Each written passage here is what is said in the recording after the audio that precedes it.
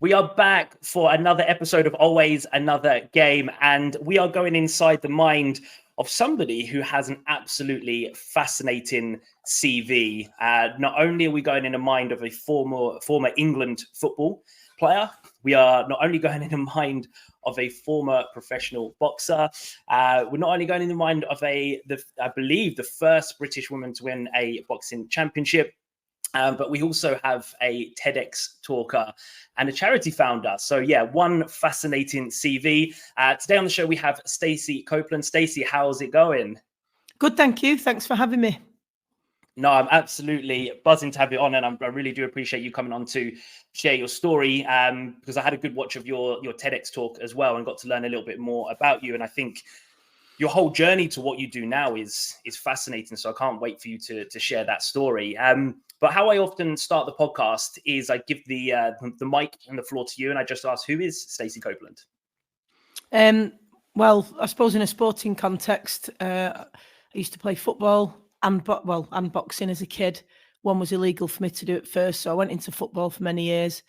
Then went back to boxing, my first love, and now I work in broadcasting. I do a lot of public speaking, and as you mentioned, I run the charity. So, but my most important job above all that is that I'm an auntie to 3 little girls who are just the absolute love of my life. And that I would say is my most important role, actually. Yeah, I love that, because in the TEDx talk as well, and let me just get the title of it just in case anybody does want to watch. So, A Fighter's Guide to Performance Anxiety, which I think was the one that I listened there, which is definitely worth a watch. And you mentioned your auntie duties at the end, and what I loved most about the TEDx actually was the passion that you showed throughout it. And I will want to kind of dig into that in a little bit. When you mentioned broadcasting, because this is the only bit I was kind of unsure of, what sport are you broadcasting in? A variety, really. On BBC, I do the rugby league programme on a Sunday, and often the games we have live commentary on a Sunday, because predominantly they're on a Thursday night, Friday night, and a Sunday. Then the football on a Tuesday night, which tends to be EFL. But obviously sometimes we have Champions League games. And obviously we'll have some Premier League games on the Sunday as well, so it depends. So that's in terms of sort of presenting and anchoring the sport. But then in terms of commentary, that's boxing. So this Saturday I'm in Liverpool commentating on the boxing there. So the variety of sports, really. Yeah, your whole life is almost evolved around sport, and you did say that in when we were talking beforehand, that it's kind of everything to you. Is this your passion now, the kind of like the broadcasting and the talking side of it? Is it kind of like just as much as when you were playing? No, nothing's like doing sport, nothing at all. Everything is second best to competing. But, you've got the gift of life and you've got to make the most of it, even once competitive sport isn't part of it. But no, I love I do a lot of the regular radio as well. I had the Late Show for 18 months on BBC Radio Manchester. And just this week, I was in Levenshulme place in Manchester, where we did a sort of special broadcast from a community centre there. So I do a lot of, so-called regular non-sporting radio as well. And I'm just as passionate about that, because ultimately it's about people. So whether it's people who do sport or people who do something else, that's largely where my passion lies. It's just that sport happens to be a phenomenal tool and an incredibly powerful thing in terms of having a positive impact on people, creating social change or any type of change. No matter what it might be, sport's an amazing catalyst for it. So sport is my passion and my love, but ultimately, people is at the centre of it. So broadcasting is a great way, whether through sport or not. So yeah, it's something that I love no matter what I'm doing. Yeah, amazing. Where did this all start for you? Where did sport start for you? I think it wouldn't really mattered where I was born or who I was around. I definitely would have ended up in sport. I just really believe it was for me. I think just where you live and who you're around has probably more of a bearing on what sports you end up doing. For example, in Manchester, I'm unlikely to be a surfer, am I? So I think environment is part of it. In terms of how specifically, though, boxing was quite obvious because my dad was a boxer and my granddad ran our gym, so there were obvious influences there. Doesn't mean you're going to love it, because all my siblings and cousins have had the same opportunity, and not all of them have taken it up. Some have, some haven't. So obviously that's what opens the door, but you've got to enjoy walking through it and enjoy it once you're in the room, so to speak. Football, though, was a little bit different. There weren't any obvious influences in my family. So that just came about through school, lunchtime, playtime, break time, whatever, at primary school. It's just all I wanted to do was play football. Yeah. What was it about football? Because you've got two very different sports there. You've got one very team environment sport, and one very much it's just you in that ring by yourself. What was it about the two sports that you felt stood out to you that you didn't then go and find surfing? Well, I think I did have the opportunity to try other sports, but none of them quite connected. But I've got to say, one of the biggest things was accessibility. That football was there at school, in the playground, every break and lunch.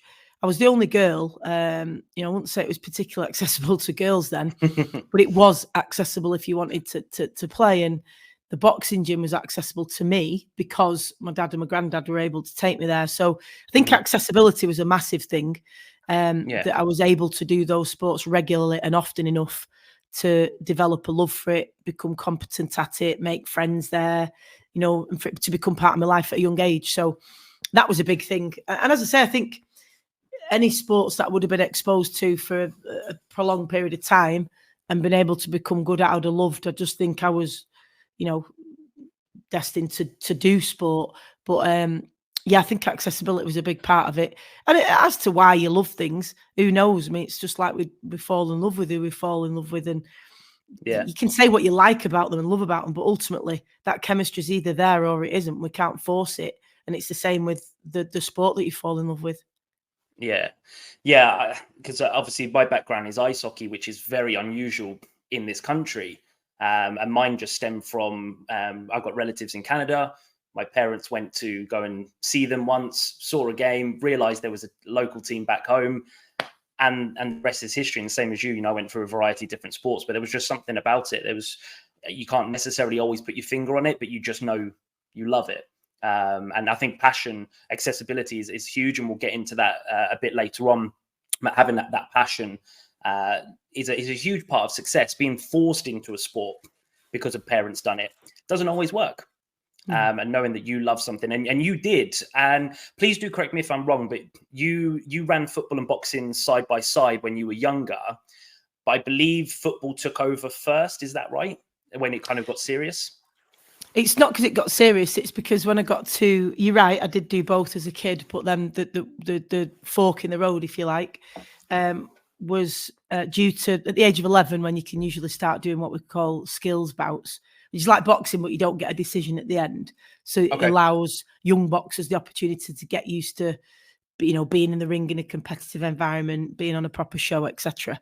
But without a winner or loser. Anyway, me and my group of mates who all box together all the time. We've been in the gym together for years.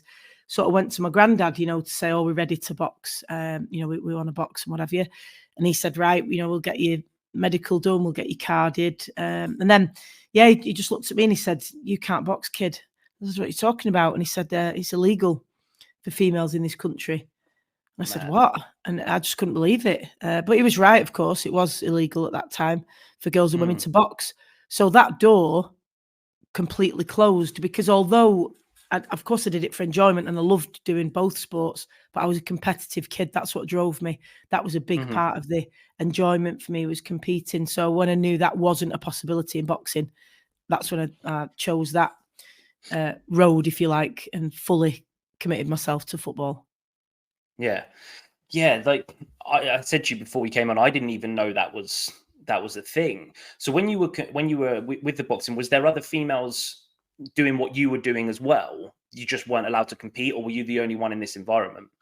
I was the only one that I knew of. I'd never, ever heard of another female boxer. I went to all the shows every weekend, and obviously we went round lots of other gyms. Our gym did, to go and spar like you do with other gyms come to us. Never, ever saw another girl. But it didn't really occur to me. I was like when 10, 11, we're a lot more unaware in those days. Like kids are exposed to a lot more quickly these days, partly in thanks to social media, partly because there's been a big drive around things like whatever it might be, whether it's the Lionesses, whether it's our netball team, cricket teams, rugby teams, female boxers, etc. We're a lot more visible now, so there's a lot more awareness, young people. But I didn't have any females in football or boxing really at that age. I didn't know if there was an England team for women's football. I didn't have a clue. And part of that was because it wasn't, although the ban on women's football was banned in this country in 1971, that had been in place for 50 years, the FA didn't officially recognise girls and women's football until 1993. So that meant, although we're allowed to play, there weren't any proper structured leagues, teams, things like that. So it's very different when sport doesn't have that, obviously.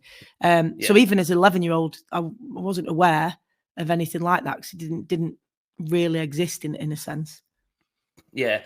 And the thing is, as well, as as much as the 1990s were a little while ago now, it still has a huge carryover. There's still a lot of work that needs to be done. It is being done now, but there is that carry on, with kind of the male football, being allowed to play for so long. You've got these idols and people to watch and learn from, and that's had a knock-on effect to the female game. But you can see the change now. You can see it's coming, which is fascinating. But one thing I found really interesting with your story with the football is you weren't allowed to play, but if I'm right in saying you tried to find a way to play that was very similar to a film that was out a little while ago called She's the Man.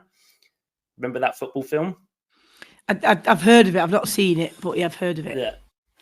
And you tried a little tactic to try and get into the team.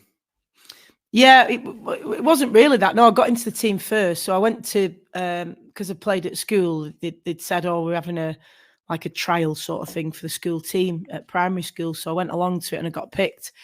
Now, like I say, at the time, although we weren't banned from playing football, the FA didn't officially recognise it. So they had the sort of rule in place that you weren't allowed to play with the boys, which has since changed. Girls and boys can mix now up until a certain age in proper leagues and so on, and compete side by side, but that wasn't the case then. So it was a bit weird, really, because in our first game, obviously it was dead exciting. As a little footballer who lived for match of the day, to then be on what felt like a small version of that, with playing for the first time, not on the playground, but with proper goals and a referee and matching kit and all that. It's just dead exciting. And the game got underway, and then a parent and the coach under the team recognised that I was a girl, and then just shouted across the pitch that, she'll have to get off, or whatever words to that effect. And I had to leave the game. And I didn't really have the words to articulate how that felt as a sort of 7-8-year-old kid. But ultimately, I felt obviously humiliated, but also felt like an absolute weirdo just for doing something that I loved. Now, for a lot of kids, whether that's boys or girls doing something that goes against the norm, certainly for gender stereotypes anyway, that's it. They don't pursue it anymore. And that's really sad, because imagine my life if I hadn't have stuck with it. I'd have done something, but my life would not have been what it was without sport from a personal level. But for whatever reason, I just wasn't wired that way. Giving up wasn't something that occurred to me, or not carrying on. So instead, I went home and I said to my mum, I need to have my hair cut short, so that I could pretend to be a boy and play in the team. So I had a boy's name, I had my hair cut short, and off we went. And that was fine. The problem was, at some point it led to other kids saying, "Why do you want to be a boy?" I didn't want to be a boy. I was very happy being a girl. I just wanted to play football.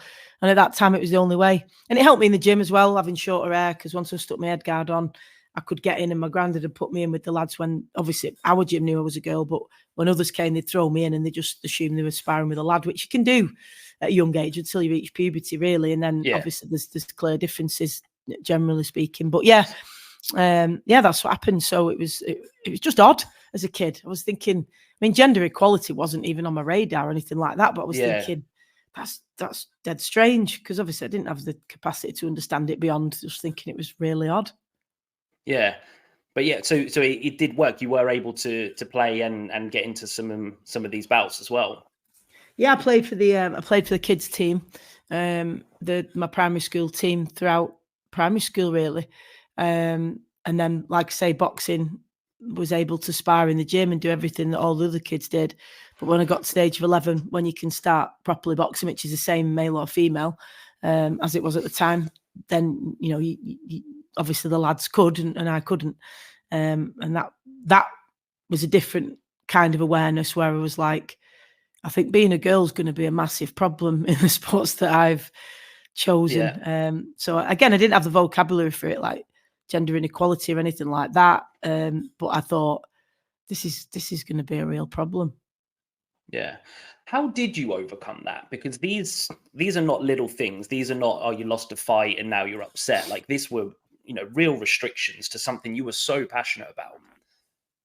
If there is anybody kind of, listening now that is struggling or, going through some challenges, whether that's injury, what could you kind of give them advice wise of how you managed to stick at it and, and kind of like flourishing in what you do now because you didn't give up? I think I'd answer that in two ways. Firstly, I'd say I don't feel like I fully overcame it, in the sense that I've not got a sense of acceptance with it, because it was something that was problematic throughout my entire career and still is now in broadcasting in a different way. My gender, that is. And so that's something that's possibly going to annoy me forever. I might not make peace with it, because as an athlete, all you want is to have every single opportunity you can to achieve everything you can. And if there's something in your way that's beyond your control, it's very frustrating. And how can you ever be all right with that? So I wouldn't pretend that I've gone, yeah, it's all right, because it's not. And it doesn't feel that way, because it's had massive impacts on my career all the way through.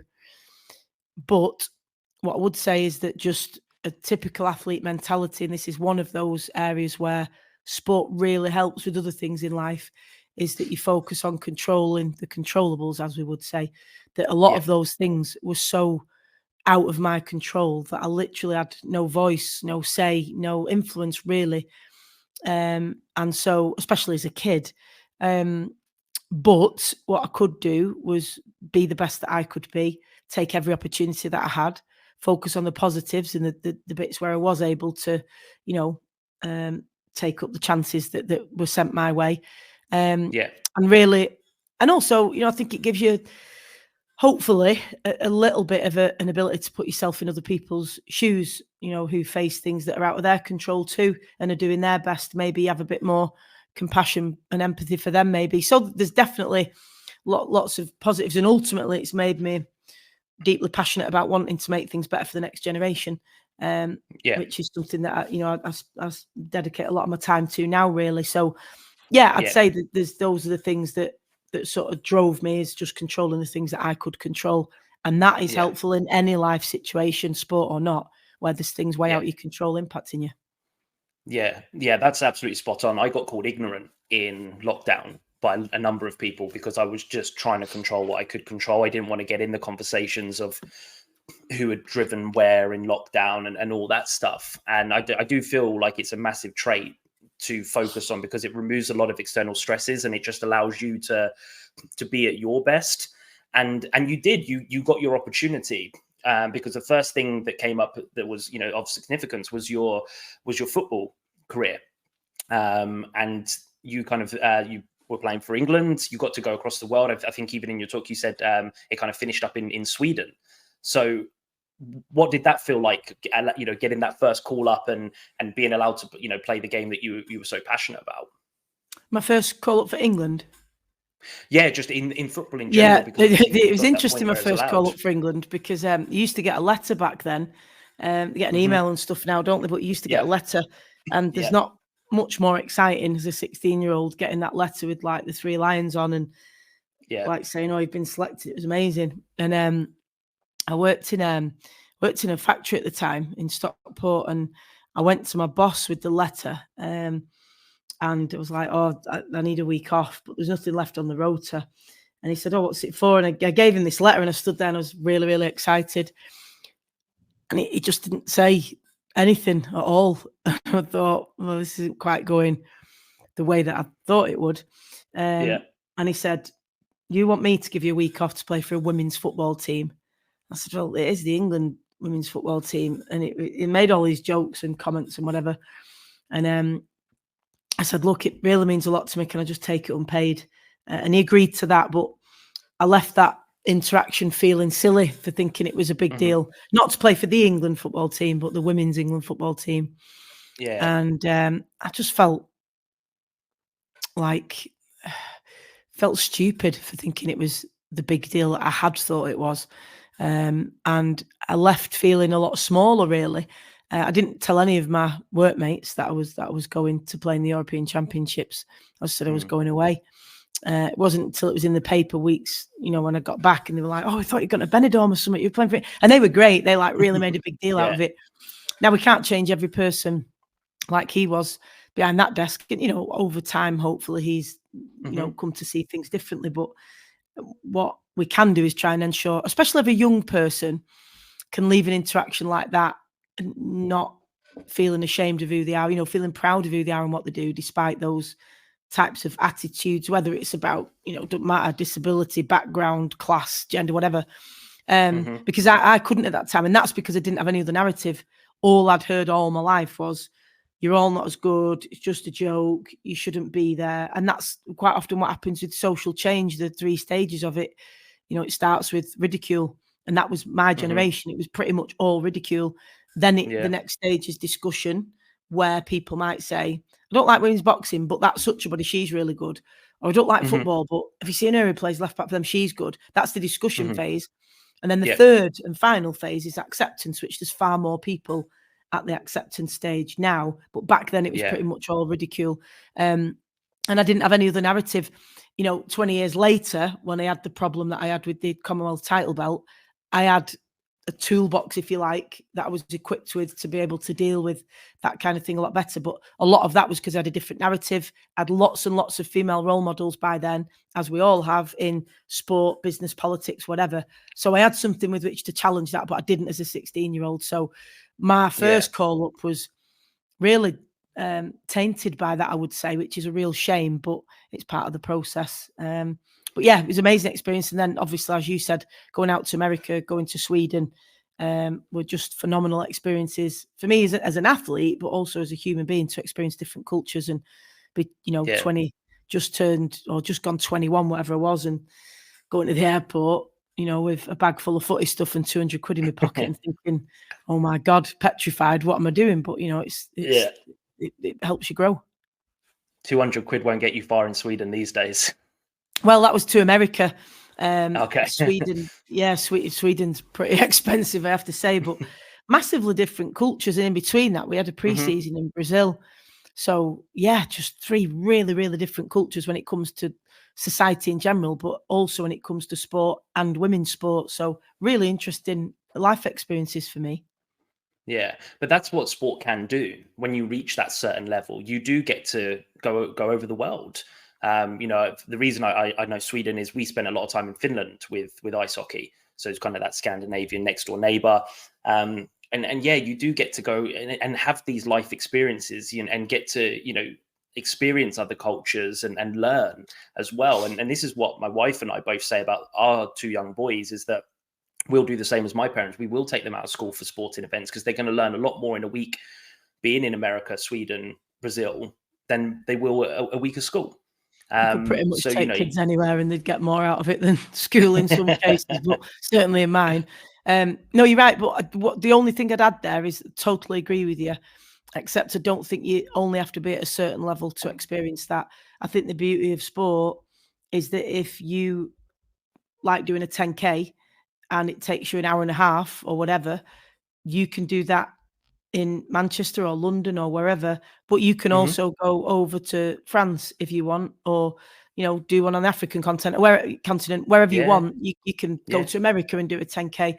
So or whatever sport you do, or even if you just like training in boxing but you've never competed, you can go and train in a boxing gym in America and be welcomed alongside competing boxers. That is quite a unique thing to boxing, I have to say, because in other sports you wouldn't be able to do that quite in the way that you do in boxing. You can go in almost any boxing gym in the world and you could have just a regular person on the bag next to a world champion. It's amazingly open in that way. But that said, you can go and experience the sport you love or the activity you love anywhere in the world, and what a fantastic thing. Yeah, that's a great reminder, because just as easy as I've kind of forgotten there, I played in Canada once, and what they call like a pickup game. You just kind of show up. Yeah. Those have been played some with, of my favourite experiences in sport, to be honest with you, Sean. I don't know about you, but obviously when you go away with an elite team, it's very structured, and it needs to be. Obviously, your entire focus is on competing at the best you can, so you can't really engage with the culture too much. You can't have too many experiences, because you're there to win and you're there to do a job, and that's what your sole focus is. When you go in a different capacity, like the bike ride that I did with my mate last year, was totally different, because you can enjoy those things, and like you say, you can just go and have a game of footy like I have in pretty much every country I've ever been in, with local people. And what an amazing experience. You might speak a totally different language, totally different backgrounds, and that ice hockey or whatever it might be brings you together. That's a fantastic part of sport that any of us can make the most of.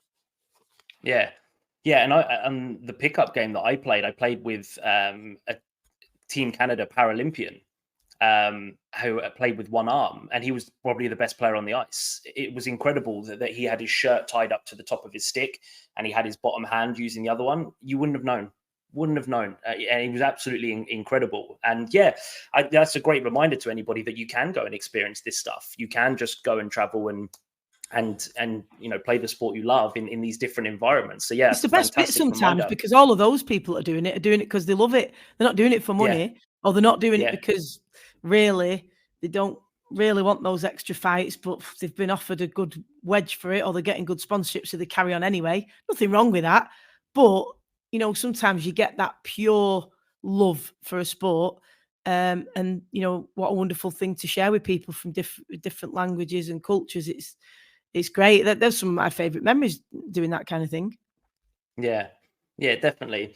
And in your TEDx talk, you did say that you kind of reached a point with the football where not necessarily you kind of had enough, but you'd achieved everything that you wanted to achieve, and the boxing came back. And your passion for boxing and to get back into it came, and you spoke a little bit about winning, and you spoke about this belt as well, that you achieved, but there was a high and low to the belt scenario. Tell everyone a little bit kind of what you achieved through that boxing phase, and how kind of the Commonwealth belt came about. So there were two. I get what you mean now. There's two talks. There's one,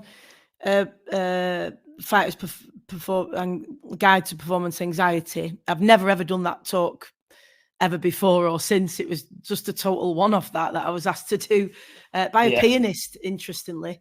Okay. I got chatting into her at an event, and she just said, how do you deal with nerves as a boxer? That was the first question. And we had this really long chat about performance anxiety. And I said to her, she said, oh, it's exactly the same for me. So I said, what sport do you do? She says, oh, no, I play piano. So I said, what? And she said, it's exactly the same, except we don't have music psychology like you have sports psychology. So she actually read loads of sports psychology books to prepare for music performances, which when she said it made total sense. So she just said, could you come and do a talk with some of our musicians? And I said, well, I don't usually talk about that, but I'll put something together. And it was only 2 weeks before she told me it was a TED event, so it was a bit unusual. But nice. the other one, the other TED talk, which I knew about way in advance, was the one that I did about gender shouldn't be a barrier to human potential. And that was where I talked about the belt and so on. And that one was more about my career and the experiences I had, and one of which was, as you say, winning the Commonwealth title belt, which, my God, that was such an amazing experience, going over to Zimbabwe, and the build-up was huge. There's over 1 million people watched it because on the free-to-air sports channel over there. I've just never been part of an event that big personally, not as a professional boxer anyway. So it's just amazing. And we went to visit some schools that week, and so that was great, getting to meet some of the kids there and finding out what happens and what they're interested in and what their lives are like. So the whole thing was brilliant. And then, the fight itself, without a doubt, was the toughest in my life. I mean, she was an absolute unit. So, we had to change our tactics after the first couple of rounds. But I won the title, which meant I was the first British woman to win the Commonwealth title. And That was just some feeling. But then, yeah, at the end, I didn't get the belt. And of course, that's the point in sport, is to get that medal, that trophy, that belt, whatever it might be. And I didn't get one. So I knew prior to the fight there wouldn't be a belt, but I had a picture of one, the Commonwealth title belt, which I'd taken everywhere with me in the build up to the fight. So me and my coach had a picture with that after. But when I got back on the Monday, I rang the head of the Commonwealth Boxing Council to say, you know, it'd been an amazing experience, but wasn't quite the fairy tale I'd had in mind, given that there was no belt. And they said that they could explain what had happened, and they said that the manufacturers of the replica belt had ceased production. And I said, "What's that got to do with me?" They said, "Well, we do real belts for men and replica belts for women." So I said, "My God, why is that?" And they said, "Well, there's more money in men's boxing and one's slightly more expensive, whatever." So I said, "Yeah, but even if it meant paying for it with my own money, because obviously I work full time, I did throughout my career." I said, "Well, I should have had the option to pay for that, and I have that belt. I'm never going to get that moment back. I've been robbed of it forever, and so's my coach." And actually, the worst bit I thought would be in the ring after, and it wasn't. It was getting back to the airport when loads of my coach's friends and family had come to surprise us, and they told every bugger in the airport that, you know, I was coming back with this belt, and to not have it to share with the people who meant the most to me, and share with everyone who was there, really was a gut-wrenching feeling, because it wasn't about not proving your ability or any of that. It was just inequality, and it's, you know, obviously that's not right, and sport should, you know, magnify humanity at its best, not do the opposite. So and I said, right, you know, this can't happen to a future female champion. What can we do, kind of thing. I said, how quickly can I have a real belt? And he said, well, they're quite expensive. You can have one within a couple of weeks, because, you know, we've got lots of them here, but they're quite expensive. So unless you've got a sugar daddy, you probably won't be able to have one. It's really difficult to put into words how that feels. But remember, I said that experience as a 16-year-old, when I left that interaction with my boss, who was like, you know, why do you want to go and play for England, kind of thing. I was a completely different kettle of fish by then, because I'd had lots of different experiences, had different role models. And I knew there was a reason why people had these ideas that women weren't as good, we didn't belong there. You know, that it wasn't about us being incapable, and it wasn't that women who wanted to do sport were freaks. We'd actually been banned from pretty much every sport at some point in history. So of course you're not going to be as good, you know, as male counterparts, if that's what you're going to compare it all to. So you know, I said that's not right. You shouldn't have said that. We need to do something different. And you know, I was able to challenge it, and I knew that was a risk at the time, because I was still boxing. There's still a lot that I wanted to achieve, but I knew that rocking that boat, so to speak, could be much to my detriment. But it just comes a point where you feel compelled to do something. And I thought, I can't believe I'm still facing this, like 30 years later from that first time on the pitch as a kid. So they agreed to make a women's Commonwealth title belt, and I got that in the December, and it was really nice. Like last year, I was commentating on the boxing, and for the very first time, while I was commentating, I got to see that belt handed to Emma Dolan, as it was in Nottingham. She won the Commonwealth title, but to see it given to somebody, you don't always get to see the change you've been part of, but to see her get her moment, and many other women since, was amazing. So it was bittersweet, I suppose, but overall sweet, because, you know, what a great thing to achieve. It was amazing. Yeah, and that's what I saw in the video. Is I saw the sweet. Because I do get it, and my friend is still playing ice hockey. His team just won the league at the weekend, and there was no representative from the national board there, and there was no trophy. Even though there was a chance that they were going to win the game and win the league, there was no trophy for them to celebrate with. It is a huge missing piece of the puzzle. That's your kind of reward. Look what I've done, look what I've achieved. But I saw that when I was watching your video, and it wasn't just you as well, it was your coach. I was kind of really interested to see his response as well. When your name was announced and your hand was lifted, I'm getting a little bit goosebumpy again now thinking about it, because I saw everything that you'd been through in that moment of achievement, that everything you'd overcome. And I saw it in your coach as well, the passion that he knew your story, I guess, as well. And that achievement all came out in that one moment. And, you know, can you explain how that moment actually felt, you know, minus the belt? How did that feel to you? It was like, do you know what? It was like a massive sense of relief, because I was miles away from home. And you just never know if you're going to get the decision. Boxing don't work like football. If you score more goals, it doesn't matter what any bugger else thinks, you're winning the game and that's it. Yeah. Boxing's different. You know, you've got judges, it's in their hands if you don't knock them out. So that was, I felt certain that I'd won the fight, but whether you get the decision is another kettle of fish. So it was a massive relief, to be honest. But then there was just this enormous, overwhelming emotion that I think it was all that built-up pressure of, you know, knowing I could become the first British woman to do it, everyone watching back home because it was live streamed back home, knowing this could catapult me onto bigger things.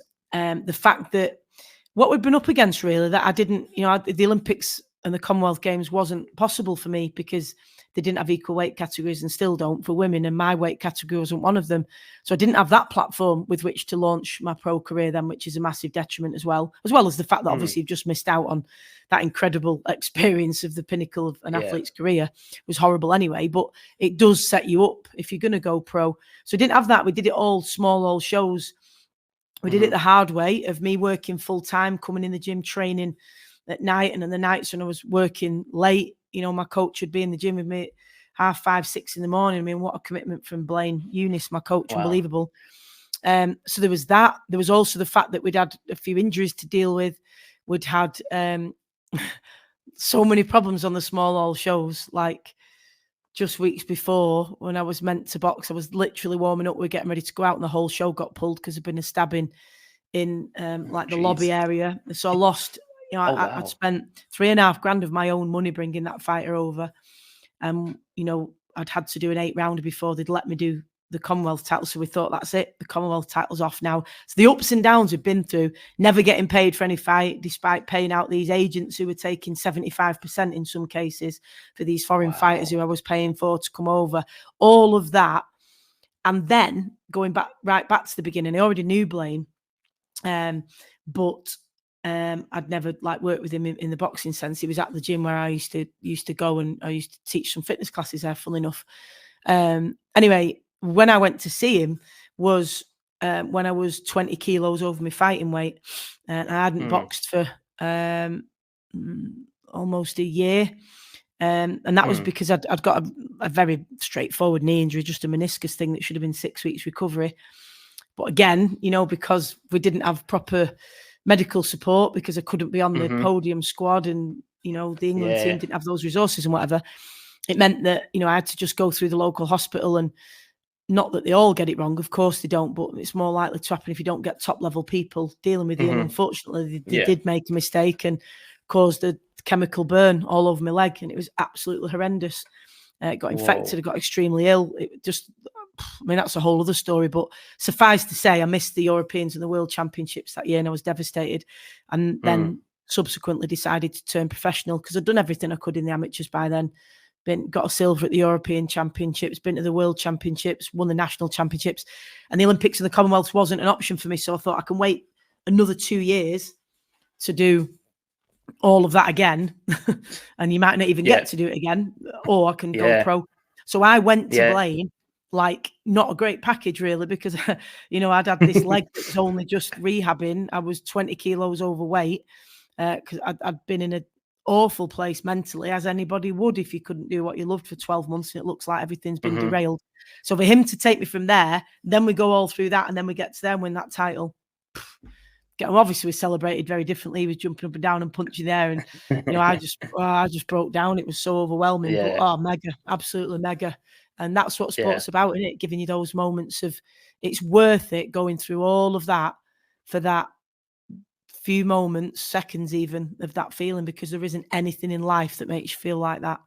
There just isn't. Yeah, I'll second that. I don't miss ice hockey in general. I'd love to go skating and be on an open ice pad and just by myself. I'd love that. But, you know, if anyone said, oh, you know, you can go and you can have that championship moment again, that win it, that you just can't explain that feeling. All that hard work and everything that you've committed to, because it's a lot of hours, it's a lot of injuries and doubts and things, and you just, you can't replicate that feeling. And then you can see it clearly in your video. Like I said, you drop to your knees, you know, and Blaine to have that faith in you to say, okay, you know, you might be not the, you know, the ideal athlete right now, but let's work together and let's make this happen. And obviously that's a lot of work and commitment on his side. So there would have been a lot of relief honestly, and and that joy says there. so much about him, doesn't it? That you've not, Mhm. that he had to see that potential and also go, do you know what, I'm going to give this athlete everything I can, even Yeah. though they're up against a lot. And that's a lot to take on that challenge. It'd be a lot easier to take somebody who's already won a load of stuff. They're a lot younger. They've not had the injuries or whatever that and miles on the clock that I'd had, and think I've got a ready-made fighter here that I can just tweak a few things. We had a lot to do, even just to get me ready to make a debut, never mind box well. So yeah, phenomenal. And I'm forever grateful to him for the role that he continues to play in my life now. It really has been amazing. I made some terrible decisions when I turned pro because I didn't know what I was doing. It's like the Wild West. It's an absolute minefield, and it's a business at the end of the day, and not a good one. But yeah, that was the best decision I ever made, was having him as my coach, 100%. Yeah, and that's what I've loved. I've had a lot of these conversations now with different form of athletes, and how many times it comes back to having the right person, literally in your case, in your corner. It's a game changer. Having somebody that trusts you and and goes. And most people's successes, they've kind of said, yeah, they if they didn't have everything to do with it, they had a huge part. And I think that's massive. Is for any athlete knowing that you can go and find a good coach. You don't just have to stick with what you've got if it's not working for you, because there will be somebody out there that will guide you even further. But I was lucky with that relationship with my dad and Blaine, because my dad had been my coach as an amateur. Yeah.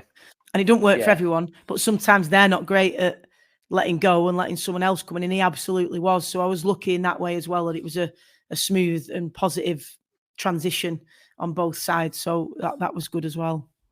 Yeah. My dad was more so my brother's team, 2 years younger. He did work a lot more with my brother's age group than mine, but he had a big influence as well. So it's always great to have the family involved in that way, that you can actually get on and it actually does work. Because I guess sometimes it doesn't always do that. But Stacey, throughout your journey, with everything that you've overcome, with now being in the broadcast and your TEDx and now founding even a charity, you use this tagline that I heard, paving the way. What is it? Can you share a little bit about what you're trying to do with paving the way and kind of changing the narrative in life? Yeah, so Pave the Way came about because when I was starting out boxing, I didn't have a boxing nickname, like they have like the Assassin or the whatever, Cobra. Yeah. Because my nickname's SpongeBob SquarePants. It's not the best really for boxing. Plus there's probably... Where does that come from? It comes from the fact that when I did used to get injured and put weight on, I just turned square-shaped. I'm fairly square-shaped anyway, most people would say. But yeah, so just basically my mates are all horrible. But yeah, it was just a laugh, and it was, just got it SpongeBob. And then it moved away from that and it just became SpongeBob anyway, Yeah. So, and we forgot like the origins of it really, but it was just a joke at first, and then it's, came into that. So I decided I wanted to go with something that I represented and stood for. So instead of having a nickname as such, I'd have Paved the Way on my shorts and everything. And that at the time represented just me wanting to pave the way in my sport for girls and women coming through afterwards, particularly for those who didn't have the Olympics opportunity and stuff. I wanted to show that you could start out on small hall shows and get up to winning a title. That was my ultimate goal. Yeah. Now I missed the big turning point in women's boxing, sadly, because when I got the last like big injury, which was towards the back end of COVID, and we had the world title fight in our sights, then it was all over. And that's really when women's boxing really sort of went into a different stratosphere. So that's massively disappointing. But the big thing I wanted to do was show you could go from small hall shows and get to title stage, which lots of them are doing now, which is brilliant. And then we did like in the week of my debut, we did like a project called the Pave the Way Project, which was, originally just going to be a one-off. Went to loads of schools and community groups and just did loads of sessions. We did a photography exhibition of women who work in sport, stuff like that. And it just really took off and resonated with people. And then as time went on, I met that many people at like the different public speaking things that I do in events and stuff, that for a start, there were loads of women coming to me saying, God, I've had a very similar experience to you, but in law or in tech or in whatever. And then also, particularly parents coming to me saying, my son faces this in dance or artistic Okay. swimming, as is one of our Yeah. young people that we've featured recently. So I thought, do you know what, pave the way. If I'm going to make it into something more than just my little thing, I think it needs to be about gender equality and challenging gender stereotypes for boys, girls, men and women, because it's something that affects us all. And I just think that something that's made better for me in some ways got to be better for you as well, and vice versa. Just like for us, you know, as white people, if things are made better for black people or Asian people or whoever, if we don't lose out, I think it's just better for all of us in one way or another. So then when we formed the charity Pave the Way, that's what it was about. It was about boys, girls, men and women. So now we do lots of different things. Actually, we've just done our launch video, which we're going to be sharing in the next couple of months. Nice. And we've just done 2 big events where we've had a day for boys, a day for girls, talking about things that impact you as a young man or a young woman, and what does that look like, and is it equal and is it not, and what are we aware of or not, and stuff like that. So yeah, it's something I'm deeply passionate about, and ultimately just wanting to make things better for the next generation, because every generation's got its battles that it has to face. You know, your children and my nieces get a free education and get all those choices because of the stand that people took many generations before. But now we've got things like, we want to protect, I'm sure you're the same, our children from certain aspects of social media. You know, the way that adults are able to access children online, we don't want that happening anymore when it's for sinister purposes. So there's a different, then there will be, you know, our kids will have to fight for things in the future. So that's the way it works. So, you know, that's ultimately what Pave the Way is about, making it better for those that come through, and ultimately knowing or believing in the power of the narrative and the power of storytelling and the power of having the role models that I didn't have when I was growing up. And by that, I mean positive role models who can be an example. Now, that's going to be a thread throughout my life, that I had different purpose and different whys when I was boxing and when I was playing football, but one that was the same in both sports and is the same now, even though I'm not competing. The competitive aspect's gone, but the bit about paving the way and using sport for good will always remain the same. So now it might be a feature for me, obviously, in broadcasting, that in this country, you know, I've never heard another female commentating on the boxing. So that's something else that hopefully people listen and go, oh, that's a woman. And even if that's all they think, that's fine. At least it's that little seed that exists and it's a thing. And then especially obviously for young women who think, oh, maybe that's something I could do, you know, especially if they maybe haven't got the ability or the desire to be a competitive boxer, to know, I can go in and be a reporter or anchor the boxing or present the boxing or commentate. With a big part of what I do within my coaching is obviously habit forming. And one way to make sure that a habit lasts long term is basing your habit around legacy.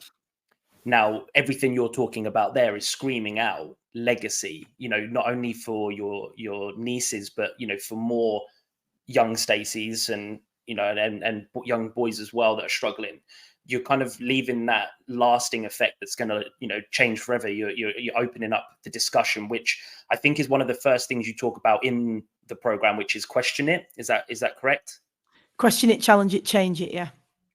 Yeah, perfect. Can you just tell a little bit more about kind of how you utilize those 3? I think it's really important because, particularly when it comes to gender, actually, a lot of the stuff we're either unaware of until you become aware of it. So, for example, the fact that a lot of people will refer to me still now, I mean, less so than when I was younger, but still now, they'll you know, people after talk, grown women will come up to me and say, oh, I'm just like you. I was always a tomboy. So even tomboy is, you know, and that's not telling me anything about what she did. You know, if she said, I was just like you, I competed at whatever, then great. But by just saying tomboy, it's just a label that undermines what we've achieved. I mean, you know, I've represented my country in 2 sports, you know, so tomboy, is that really the right? No, definitely not.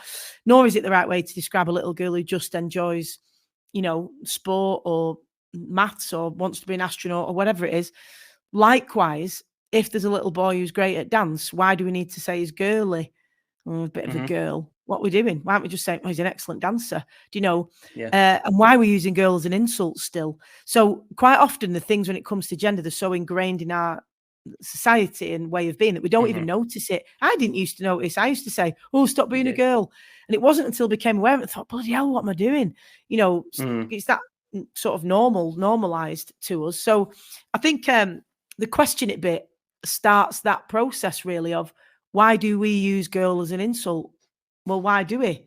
And then you can go on to challenge it and say, well, doesn't it cause this damage to girls and this damage to boys by making one the lesser? How's that good for anybody? Right, let's change it. We just won't. So that's a very, very tiny example of just changing the language that you use. On a bigger scale, obviously, a quick example would be that years ago, women weren't allowed, well, at one point weren't allowed to run more than 200 meters, but certainly we were banned from the marathon. And when Kay Switzer, who very famously ran the Boston Marathon in 1972, ran it. No, sorry, it was prior to 1972. She ran it, 67, I think it was, and they dragged her off the track when they realised she was a woman, and the K stood for Catherine. Now, she did actually finish that marathon, and in 1972, they opened up the Boston Marathon to women. Now, over time, we've seen women run every marathon in the world, fell running ultras, whatever, and they're really good at it. But back then, there were 3 reasons why they thought women shouldn't run marathons: that we would get a hairy chest, big legs, and that your uterus would fall out. Now, it's really interesting that, you know, women, for a start, have given birth to every bloody marathon runner that's ever existed of any gender. And the fact that you can, you know, a baby comes out of there and nothing else, you know, we might have thought, well, we can give birth to a baby and not all your uterus and other internal organs drop out, so we can probably jog. Do you know what I mean? Without everything falling out. The fact that nobody even questioned that and said, is that true that when you jog, your uterus and other things fall out when we give birth and nothing else falls out? So suffice to say, questioning it is really important. And Catherine Switzer ran the Boston Marathon again just a few years ago, actually, 50 years after she first ran it. She was 70 years old then, and they retired her number afterwards in what she, you know, in honor of what she'd done for women's running.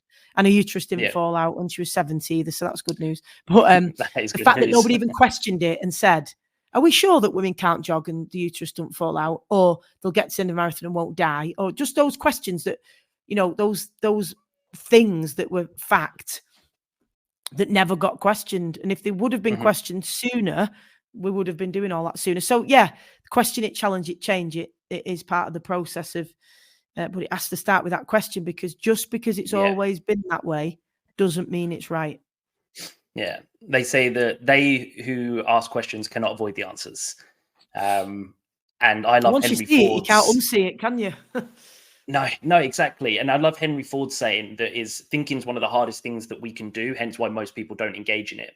We automate everything, and like you said, you know, to question it, to challenge it, that requires thinking, that requires effort. And if there's no purpose behind it to do so, then there will be no need for the human to do it. Whereas, you know, voices like yourself and anybody else that's just trying to make a change, the repetitions are going to pay off. The habit is going to form. We're going to start reframing, and, you know, we're going to start evolving because we're doing a bit of the thinking for other people, which is fine to start with, as long as the thinking is taken over at some point by somebody else. What's the biggest change you feel is needed right now that's kind of left to work on? What do you feel like that focus is right now that we need to change the most? I don't think there's one singular thing, and I don't think you can rely on one singular thing. I think there's tons of stuff. It's a multifaceted approach, like it is to any type of change. So, you know, there's a gazillion things you could mention, but, you know, I don't think any one of them is going to have a significant impact. I think it's a lot of little things, really, like an accumulation of lots of changes. So whether that's, you know, what we're seeing now, which is an obvious one, is investment, because when we talk about equal pay, it's not necessarily the primary thing about putting money in an athlete's pocket, although of course that's important. What on my mind comes up in terms of when you talk about investment and money going into a sport is the best nutritionists, the best facilities, the best resources, the best S&C coaches, you know, the best coaches, psychologists, everything that allows an athlete to reach their full potential. Investment's important, exposure's important, that once you've developed that decent product, people need to see it, to be inspired by it, to engage with it, to get interested in it. So again, and that's just 2. So there's tons and tons and tons of things. I think I'd say, if we talk about early days though, the PE curriculum, is something we Okay, could change in terms of not continuing to have, and I'm just talking about gender equality here, cricket, football, rugby for boys, and netball, rounders, hockey for girls, because clearly our men are excellent at hockey. You know, we do brilliantly in the Olympics time and time again. Our women are great at cricket. Boys might want to do trampolining now and then, you know, and dance and whatever. So we normalise it a lot better at primary school, and then we get to secondary school, and it's like, if you're a boy, you do this, and if you're a girl, you do that. And I just don't think that's helpful or healthy to anyone. Yeah, and then it goes back to, you know, not trying the stuff like you did when you were younger. And how do you know whether you're good at something or love something if you don't try it? You know, so there is that part to it as well. What is next for Stacey Copeland? What's next? I think it's a difficult one, that when you've retired from playing, because it's just you've constantly got a goal when you're competing in any sport. Doesn't matter whether it's football, boxing, whatever it is. And that's been one of the most difficult things. I mean, definitely retiring has been the most difficult thing I've ever faced in sport, 100%. But I think I definitely want to improve, you know, when it comes to commentating, when it comes to presenting the sport. That's what I think an athlete's mentality, really, that most of us share, that you always want to get better at it. And I think one of the really good things about having been an athlete, I don't know what you've found, but for me, I actually encourage feedback. I ask for it. I want it. I'm not frightened of it. I think for a lot of other people, it's a bit daunting, like, oh, I don't really want anyone to tell me that. So whereas I'm like, yeah, rip it apart, tell me what I can do better, because that's what we've been used to all our lives. Your coach saying, because obviously there's a way of doing it that can make you better in a way that can make you feel crap about yourself. That's another conversation. But provided it's a coach that does their job well, and they put you first and you're the priority, and you getting better is not their ego. It's about making you better, and it's centered around the athlete. All of that said, same principle in another setting. If you've got someone who genuinely wants you to get better and they know how to do that, it's massively valuable. And I encourage that. I'm like, rip it apart, tell me what to do better, and I'll go away and I'll work on it. So yeah, my focus is getting better at the things that I'm doing right now, which is, as I say, commentary, broadcasting, whether that's regular radio or sport radio. Public speaking is just something that I'm so privileged to do. And it's what I love about it is it's so simple. Like on Saturday for the boxing, there's been a massive build up. It's a big production. You're relying on a decent fight, which helps with commentary and a good crowd, a good atmosphere, all of that. There's so much that goes into the production behind the scenes. It's unbelievable. And the same with any radio program. But public speaking, yes, there's a lot that goes into it, but upon delivery, it's just simplicity of me talking to other people and that connection that you hope to get, and that two-way conversation, particularly afterwards when people come to you and share their stories that often can be really personal, is just a massive privilege. So I just love doing that. So I'll always hopefully be able to do that. But yeah, in terms of things that I'm doing, I just want to get better and better. In terms of the other stuff that I want to do, my God, it just changes week to week at the minute. And I'm like, should do this, should do that. So yeah, there's like a million things. But I think that's good. You know, sometimes you can worry about it and go, well, I don't know exactly what it is. And you have to go, it's okay. That's all right. You know, nobody says you have to know everything that you're doing straight away. So that's all right. And sometimes things come about organically based on where your passions end up taking you. Yeah.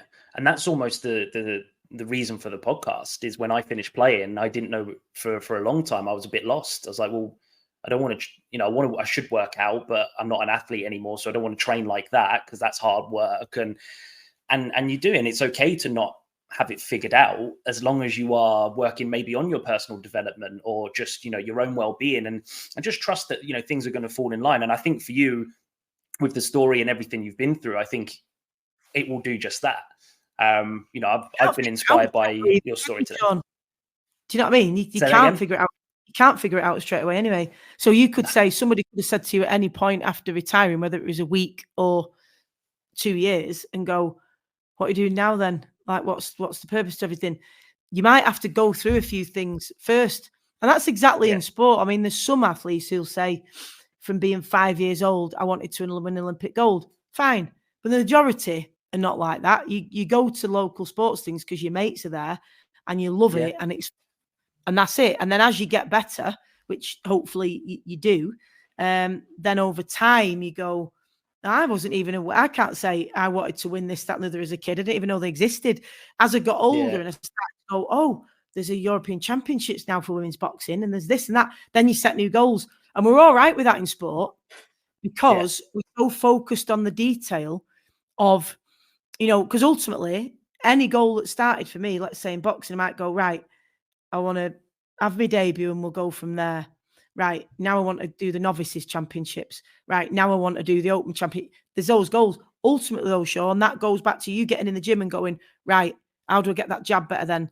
How do I get better against a tall opponent? How can I? Do you know what I mean? You break it down and you're focused on that so much today. And that's what I've reminded myself of. And everything I've done in sport has been helpful now that I've thought, right, come on, what are you doing then? What are you doing? What are you doing? And I go, we'll just get better at what you're doing right now and we'll see what it leads to. And I'm using that exact same principle. So what's next literally is for me trying to do exactly the right preparation for Saturday and be much better or even a bit better than the last commentary that I did. And then on Sunday, I want to be better at presenting the rugby league programme than I was last week and not make the mistakes again. And then I've got a big talk that I'm doing at a conference next Tuesday. I want to do that a bit better than I did the last one, for example. And then on the physical side, I've got another big bike ride that I'm planning for summer like I did last year because I found I do need that. I don't know about you, but I need those physical goals because it does something for me. And no, like you say, it's not the same as training for a world title or a this or a that or a hockey championship, but I still need it. And it does something for me. It makes me feel a certain way having that goal and achieving it or just trying to achieve it. So that's something else that's next for me in terms of that physical goal and achievement and challenge. Yeah, amazing. Control the controllables, as you've been saying all the way through, doing exactly that. Stacey, if anybody wants to tag along with your journey or, reach out to you at all, where can they find you? Just on the Instagram, I'm on there, Stacey Copeland Boxer. And I've got a website, Stacey Copeland, that can go on. But yeah, any of those ways, really. I'm on X and all that. But yeah. And if anyone wants to message or ask any questions, I'm always happy to do so. Amazing. I still call it Twitter. I can't bring myself to calling it X yet. I know. I have to because of radio. Okay. So I've kind of got more used to it now, but it still sounds really odd. And I was still saying for weeks and weeks, formerly known as Twitter, because there will be someone listening who's like, what's X? Well, she's talking about her ex in the middle of football. But if you type it in on the web browser, it's still Twitter. So, I know. I can't let that one go. It's a very strange place. Anyway, I've not given that out deliberately because it's just such an awful place that I don't want to encourage people to go on it. Just rather they went on Instagram because it's going to be nicer to them. There we go.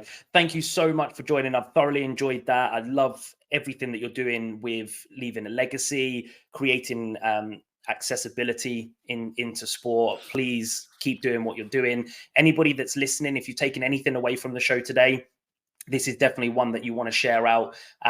Give it to somebody specific who may be going through this in sport, or a parent of a child that might be struggling in sport. They may need to hear this today. And the aim of the podcast is purely just to help one person on each episode. So if that's you, great. If you can help somebody else, that would be massive as well. Stacey, thank you so much for coming on today. I've really enjoyed that.